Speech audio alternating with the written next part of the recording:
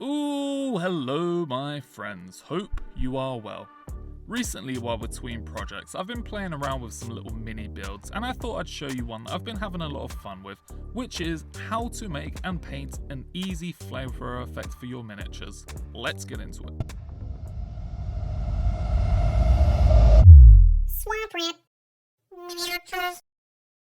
So the only materials you're going to need to whip up these flame effects is some kind of thin wire. I'm using this 1mm steel wire from a construction store, some balls of cotton wool, some super glue, and an assortment of yellow, orange and red paints. To make a start on the build itself, I like to first drill out the barrel of the flamethrower using a drill bit that's more or less the same size as the wire. This allows the wire to fit snugly into place without needing to be glued in, meaning you can keep the flamethrower effect detachable for easier storage or customization on the tabletop. And the building technique for the flame itself is actually really simple. All I do is take my ball of cotton wool, tear it apart, fluff it up a bit, then start wrapping it around the wire. As I'm doing this, I'm keeping the end emerging from the flamethrower quite narrow and then expanding the shape outward into a plume at the end of the wire. This kind of stretched conical shape is what you want for a basic flamethrower effect, and the twists we're adding here also add a lot to the billowing appearance of the flames. The next step is to start soaking the cotton with super glue, which will hold everything in place and give you a nice firm surface to paint on later. I like to use another piece of wire as I'm doing this to continue exaggerating the twisting shapes of the cotton and add more little undulations here and there. I'm careful not to be too methodical with this, however, as a more random appearance will help the flames look more natural. And one big safety warning though, the cotton wool does have a bit of an exothermic reaction with the super glue and can get hot enough to burn you or let off some pretty nasty fumes, so make sure you're doing this in a really well ventilated area and go really slow with the glue. I like to add very small amounts, let it dry, then add more instead of just squirting on half a bottle in one go, which helps to mitigate any potential nasty effects, but just use your common sense here and you should be fine, hopefully. So anyway, that's your kind of bog standard flamethrower effect. This is the kind of stylized version you'd probably expect to see in games or other popular media, but I've also been playing around with a more realistic version. And I'm using the word realistic here quite loosely because it is still very exaggerated. But yeah, this one's supposed to look more like the napalm, gasoline and oil infused flamethrowers used in World War II, with the heavier fuel source dripping a sticky, viscous flame down from the main beam. And for this one I used the same technique for the main spout of the flame, keeping the thickness a bit more uniform this time, then glue on a bunch of this fluffed up cotton to the underside. Again, these little offshoots get soaked with some super glue, shaped around using a piece of wire, and I also cut away a lot of the excess wool so it's not looking too crazy. One thing I did notice after building this is that the flames actually come lower than the base, so it's a good thing this is detachable as I can shove it into a different unit instead, but if you're making your own then learn from my mistakes and make sure your flames aren't drooping too low. But now it's time to paint them up. So first of all, you want to prime your flame effects using a light coloured primer like white or bone, and my favourite one to use is Wraith Bone, but you can use whatever you want really. Just avoid darker colours like grey or black as they can really muddy up your effect. And there's a few different ways you can paint these up which all share the same basic colour progression but differ on the time taken to complete them and the finished look. For the paints, I'm using Moon Dust, Flash Gits Yellow, Fire Dragon Bright, Troll Slayer Orange, Wild Rider Red and Evil Sun Scarlet. But again, just use whatever equivalent colours you have, and you don't even need this much of a colour variety really. You can easily skip a couple of these and still get a good looking effect. I'll start with the simplest method being dry brushing, and this is so quick and easy to do, so all I'm doing is first base coating the flame with some of the brightest colour being Moon Dust, and then I'll start progressing through my other colours and dry brushing on a layer of each. The trick with this is to apply each colour in a smaller amount than the last one and focus on keeping the darker colours on the more raised areas, maintaining that brighter yellow in the crevices. So for example, my yellow colours are being applied to the majority of the length of the flame, my orange colours are focusing more towards the midpoint and downward, and my darkest red colours are mainly being applied to the furthest portions of the spout and some select little lumps of flame.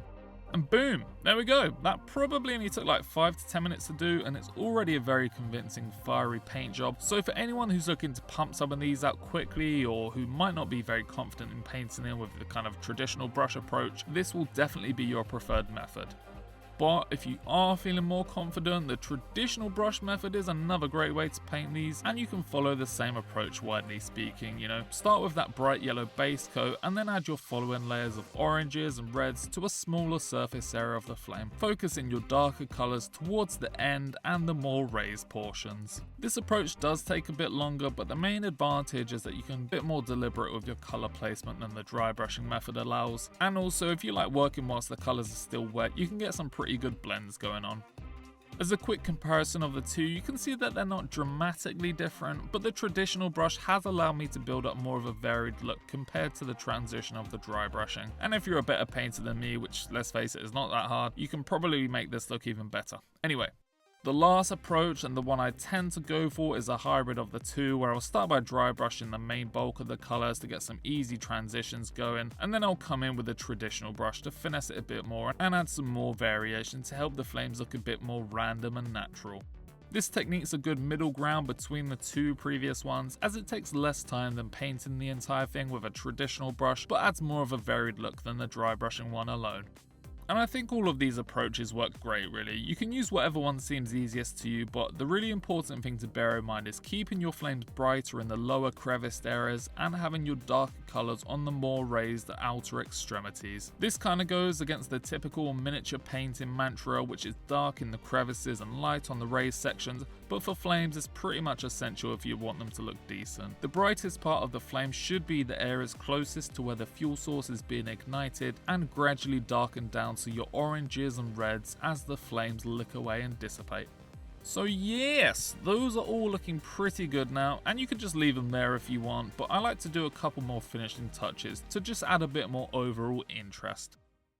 The first of these is adding a really simple ignition point effect to the base of the flame, and for this all I do is add a little ring of some thinned down 1000 Suns blue at the very tip of the flame where it exits the barrel, and then apply a tiny bit of Bharoff blue to that also. It's best to keep this subtle, so I keep this effect really small and use a bit more of the yellow base coat to blend them together if it's looking weird, or you can just skip it entirely if you prefer the look of the naked flame on its own.